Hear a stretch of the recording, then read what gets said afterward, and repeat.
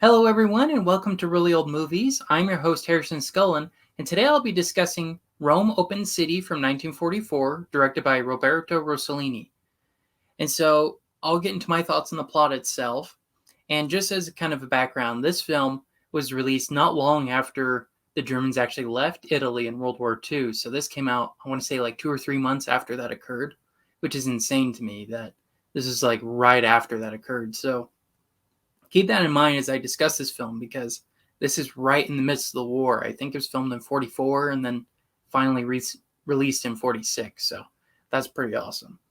But yeah, let's get started and talking about Rome Open City. So the plot, I gave it a 3 out of 5. I thought it was just an okay plot.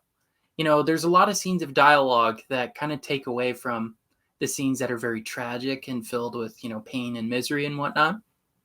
So I wish there wasn't so much dialogue heavy scenes. A good film to compare this to would be Bicycle Thieves. That one came out, I want to say, in 49 or 50, a couple years later, and one I've actually reviewed for this channel. That one was much, much better at telling kind of the disparity of the people in Italy, as a result of the war. The dad, he gets his bike taken away, and just the tragic things that occurred to them afterwards. They showed a lot and didn't just tell us. This film had a lot of scenes of dialogue. So to me, it really takes away from, the danger and the real craziness of it all. Now, there is one scene, though, in particular, especially towards the end of the film, when the priest, he's brought before the Nazis and that he's taken, to a firing squad and whatnot. There's some of the boys from earlier in the film who are kind of resistance fighters, and they're kind of whistling and kind of singing, to cheer up the priest, and he's all happy, and he's, God forgive them, they know not what they do, that type of thing.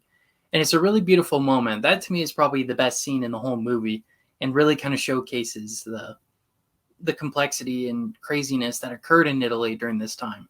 But there's only like 1 or 2 scenes like that. The rest is just all dialogue, all people sitting and talking. And sometimes I like movies like that, sometimes I don't. This is one of those that I don't.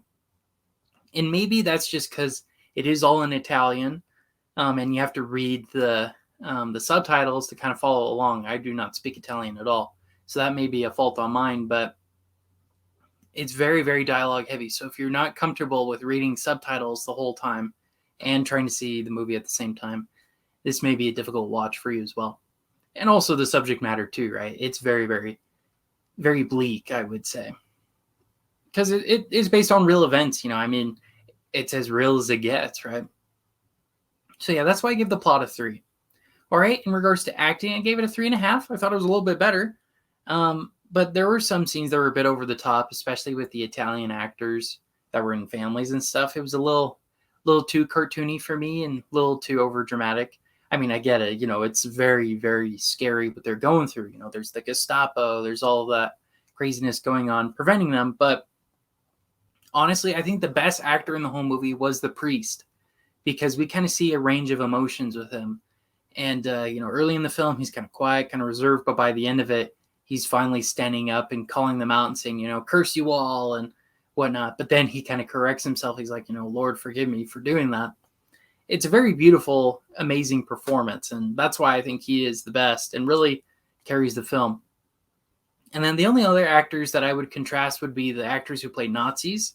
They were really evil, and I liked that. They really showed the brutality of it all and how terrible they were. And one of the leaders, which was crazy, is in one scene, he's, telling people to beat up one of the resistance fighters, right? And it's like super brutal. And then he opens the door, and he's in a party now, and he's totally different, kind of changes his tone and whatnot. And I thought that was very interesting and it makes you wonder, if it was really like that with the Nazis, right? Where in one hand they're, shaking hands at diplomats, but then in the other scene, they're beating people up. So I thought that was really interesting and some of the best acting in the film. Okay, in regards to directing, I gave it a 4 out of 5.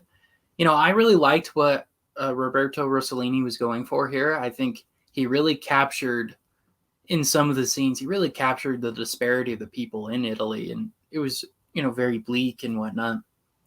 The only reason why I don't give it a 5, I would say, is because I think we spend too much time in the houses of the people, because sadly a lot of them do die, and I guess that is tragic, right? But we just spend so much time there and not with the priest. I think we should have spent more time with the priest to kind of contrast how, the Nazis are very anti-God and very controlling and think they're deities, versus the priest who's a follower of God and wants to help the people feel peace even during this tragic time. I think that would have been a much more interesting dynamic. Now, as far as I know, this isn't based on a real story. I mean, real events, of course, but as far as I know, I don't think it's based on any actual events. And if it were the case, okay, then I understand, but I think that would have been a much more interesting dynamic to focus on. In regards to cinematography and special effects, I gave that a 4 out of 5. I thought it was excellent and really just showed, how intense it was, how crazy it was, especially when we're in the station with the Nazis. Like I was saying earlier, there's the area where they're having a party, but then in the next room, they're beating people up. And it's just crazy, the dynamic shifts between them, the dichotomy of that. I really liked that. The only reason why I don't give it a 5 out of 5 would be, I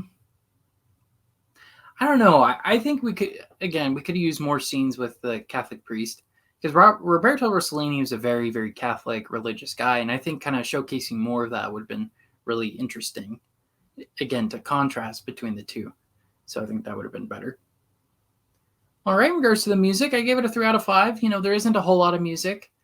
They really wanted to show it as kind of realistic as possible, but I do think in some of the scenes, especially in the beginning when I think her name is Pina, she's the woman who's trying to marry Giovanni, who's really, I think, Luigi.